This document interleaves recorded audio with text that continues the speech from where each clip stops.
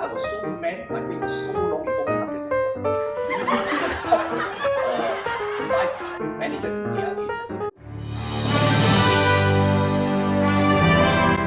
Hi everybody, I am really excited today to welcome a very special guest to my home.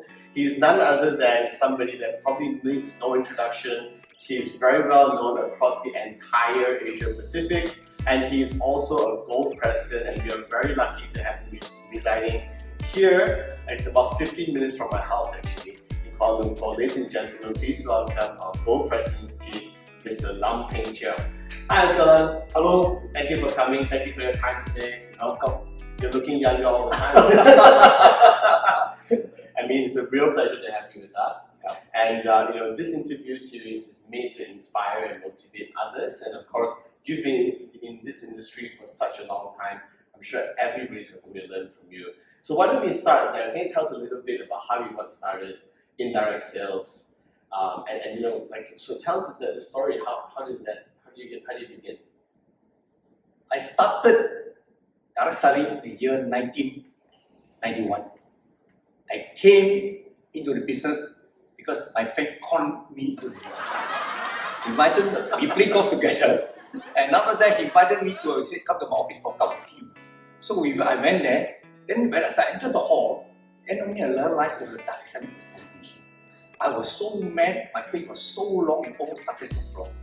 Imagine being a top 5 manager in AIA as a senior manager. I cannot be seen by my agent that, hey, top manager doing direct selling. This is what called very embarrassing. But since I'm already there, I may as well go to the full presentation.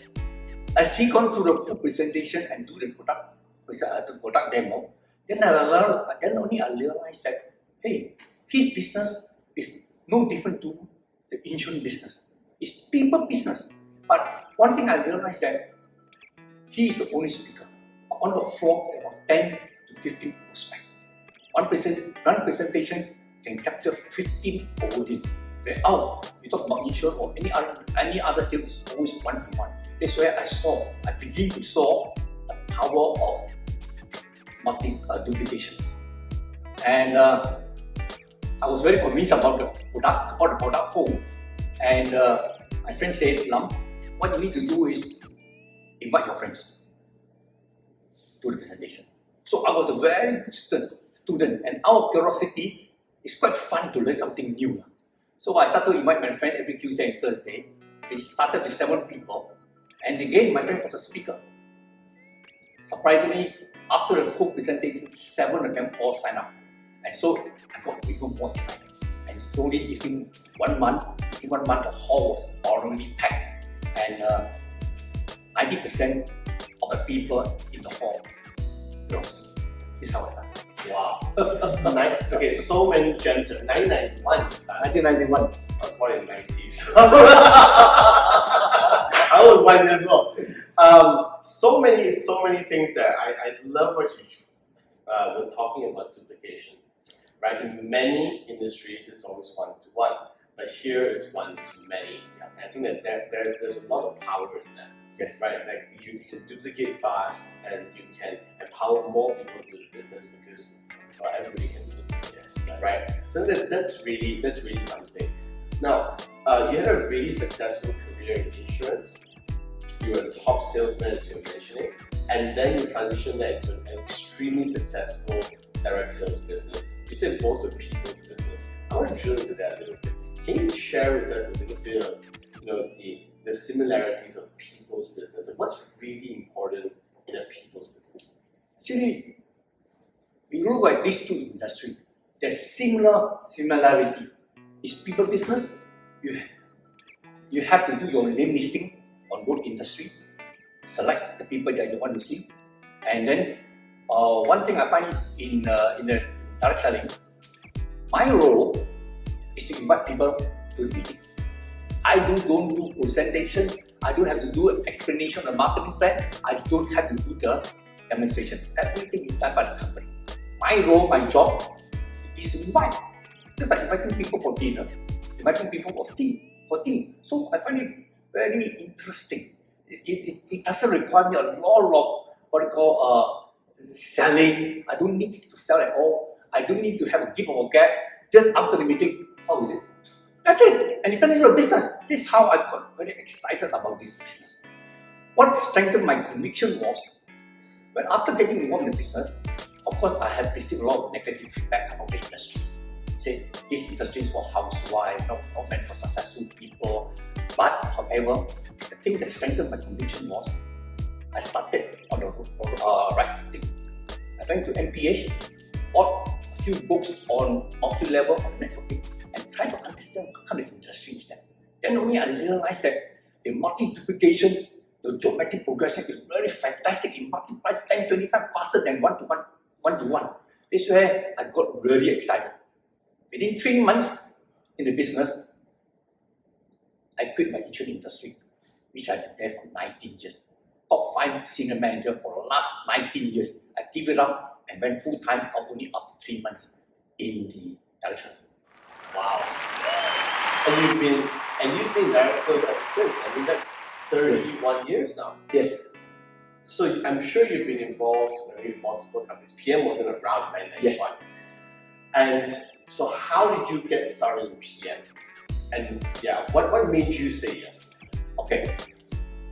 The company that my first direction company was a local company dealing with water purifier. I became a superstar in the industry within 1 year. And but unfortunately, this company didn't last long. Then I saw the side effect. One day my friend said, don't ever get involved in direction company, it can never last long. Then only I realized that maybe I joined the wrong company. So I went to another direction company. Again, I became number 1. Again, the company collapsed. Then the third company I went to, again became number 1. Again, the company fearless. So during this time, many of my friends, many of my leaders quit the industry. They don't want to get involved at all. They say, direct selling is not a long-term thing, long-term business. But I see it another way. To me, I'm not joining any company. I'm not joining any product. I'm joining an industry. That industry has been proven in America for 100 years. In America, a lot of millionaires are created in America. So I believe in the industry. I only take it as I choose the wrong company. So, after the third company, then a friend of mine from Australia called me from Melbourne. Lum, Fitline, PM International. And he talked about nutritional product. I was not interested at all. Because nutritional product, there's so many in the market. I love the industry. Okay? Probably German company is something we should look for.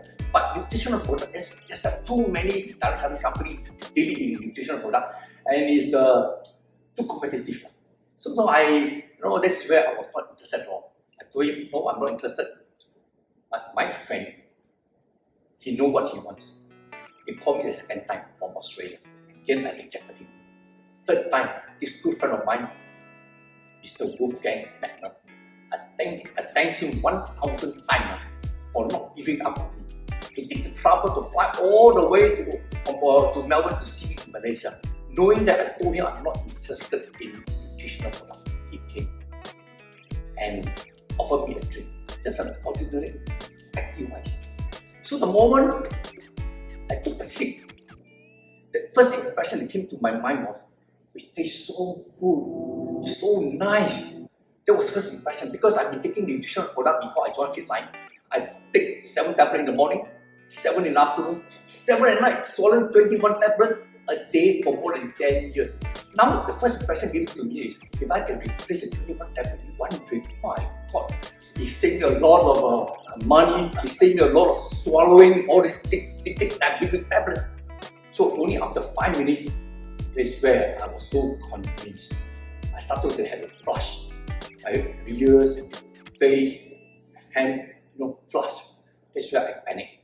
I asked him, hey, Wolfgang, what did you give me? So as he started to explain about the product, then I realized that I am inviting trouble. So in the first place, I told him, don't come, I'm not interested. But now I start to ask questions. Now I'm inviting him, please tell me more. See, so I start to relate, hey, this is where the product is speak on the product. I don't have to sell, they just offer me a drink. It's very easy invitation. So this is where I got interested in PM Internet on that day. Wow. The ultimate use talk demo. Yes, exactly. The ultimate use talk It was the turning point was the drink. Wow. Okay.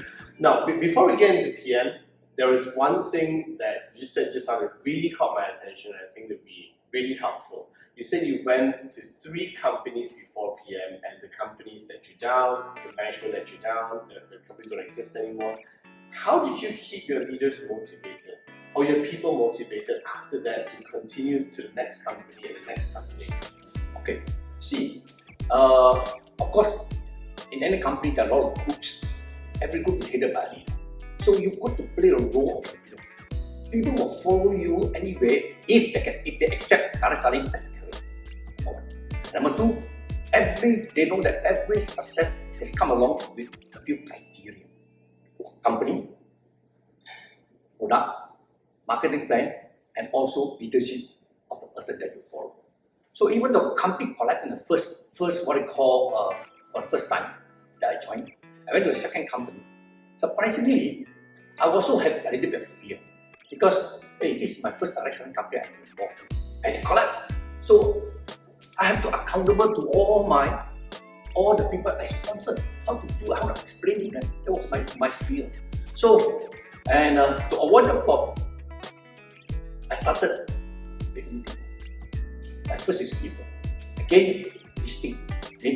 Very important. Who are the people you want to sponsor? I was looking for general. I'm not looking for soldier. I'm not looking for end user. Proper general.